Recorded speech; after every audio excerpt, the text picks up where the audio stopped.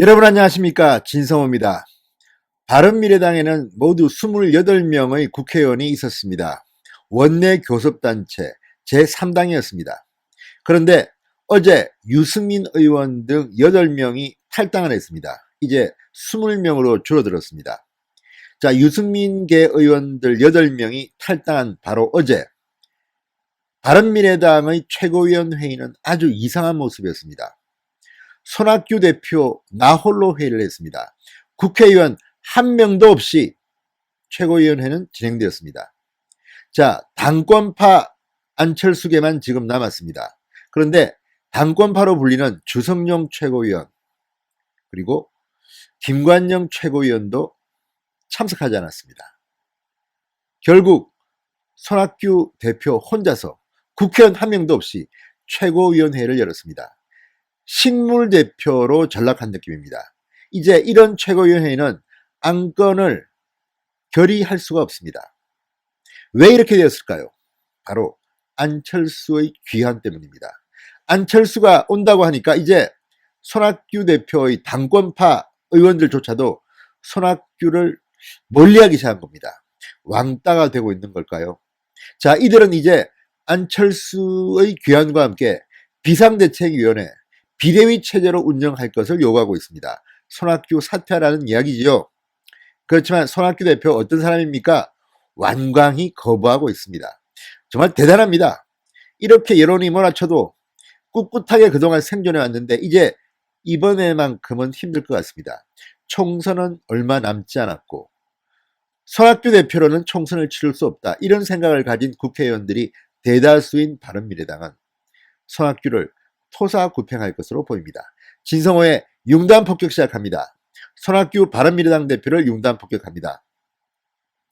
방송에 앞서 아직 진성호 방송에 구독자가 아니신 분들은 붉은색 구독 버튼 꾹 눌러주시기 바랍니다.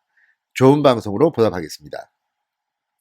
자, 바른미래당이 28명이었습니다. 그런데 세 갈래로 분리됩니다. 하나는 손학규 대표의 당권파, 호남 지역 의원들이 많습니다. 그 다음 유승민계, 과거 바른정당 출신들입니다. 그 다음 안철수계. 자, 그런데 이렇게 3등분 될 거라고 전망됐던 바른미래당 드디어 3분의 1 유승민계가 어제 탈당을 해버렸습니다. 새로운 보상을 만듭니다. 이제 남은 안철수계와 당권파가 있는데 안철수계는 이제 안철수 전 대표가 돌아오면 안철수 대표 체제를 만들려고 하는 것 같습니다. 그것이 안 된다면 안철수 전 대표는 또 독립해서 새로운 정당, 신당 창당을 할 가능성이 높습니다. 그렇지만 손학규계는 아니지만 당권파, 손학규를 중심으로 한 당권파도 머리를 굴려보니까 이거 손학규 대표 체제로 내년 총선, 올해 총선 힘들 것 같은데 안철수 데려와 안철수를 중심으로 한번 해보자, 이런 움직임이 있는 것 같습니다. 비대위 체제로 가자는 움직임이 일고 있습니다. 그렇게 되면 손학규 대표는 공중에 붕 뜨게 됩니다.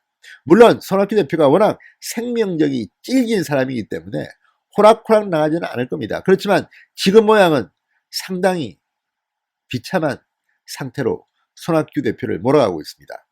집에 갈 시간이 되었나 이런 생각도 듭니다. 아니면 여기에 그냥 같이 붙어 있으면서 비례대표 엣지 달 수도 있지 않을까, 이런 생각도 할 수 있겠습니다. 그렇지만 어떤 경우든 손학규 대표의 계산대로 지금 상황이 돌아가지는 않는 것 같습니다. 자, 어제 묘한 광경이 연출됐습니다. 바른미래당 최고위원회 회의를 여는데 자, 주승용, 김관영 최고위원, 당권파인 이들이 불참했습니다. 최입의 정책위 의장도 불참했습니다.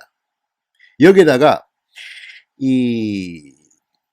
또 다른 임재훈, 그러니까 손학규 대표의 측근으로 불리는 임재훈 사무총장도 회의가 시작되자마자 개인 일정을 이유로 대면서 회의장을 빠져나갔습니다. 그러자 최고위원 회의에는 놀랍게도 현역 의원이 한 명도 없이 손학규 대표와 손학규 대표의 비서실장 이런 사람들만 남아서 회의를 하는 어처구니 없는 광경이 연출됐습니다. 토사구팽이라는 말이 딱 생각납니다. 이제 선거법 개정안 통과됐고 안철수는 돌아온다고 하고 유승민계는 다 나왔고 이제 손학규 대표의 용처가 끝난 것일까요? 아무튼 격세지감이 있습니다. 자, 주승용, 김관영 최고위원은 손학규 대표의 그동안 우호적인 의원으로 꼽혀왔습니다. 그런 이들조차도 지금 노골적으로 손학규 퇴진 요구를 하고 있다고 합니다. 자, 손학규 한판으로는 총선 힘들다고 판단한 때문인 것으로 보입니다. 자, 마찬가지로 엊그제 정계 복귀를 선언한 안철수 계열의 의원들도 당연히 손학규 대표는 물러나시는 게 좋겠다, 이런 생각들을 가지고 있습니다. 이제 손학규에게는 지원군, 원군이 없습니다. 그냥 왕따 당하는 형국으로 지금 가고 있습니다. 손학규 대표는 최고위원회의 직후 기자들과 만나 이렇게 말했습니다. 저는 당권 자체에 욕심을 갖고 있지 않다는 것을 여러 번 말했다. 그런데도 사퇴하겠느냐 물어보니까 명확히 밝히지 않습니다. 자, 연동형 비례대표제 선거법 개정안이 통과되면서 바른미래당이 총선 승리, 정치개혁의 기초가 마련됐다, 이런 중요한 과제를 버려놓고 나간다는 것은 책임있는 정치인의 모습이 아니다라고 손학규 대표는 강변합니다. 못 나가겠다는 거 아니겠습니까? 자, 정계복귀를 선언한 안철수 전 대표가 돌아오면 정권을 넘겨줄 것이냐는 질문에는 저는 무조건 나간다고 한 적은 한 번도 없다, 이렇게 말했습니다. 나기 싫다는 이야기겠죠. 자, 지금 권력 투쟁은 인정사정 보지 않습니다. 총선은 이제 4월 15일입니다. 불과 석 달여 남았습니다.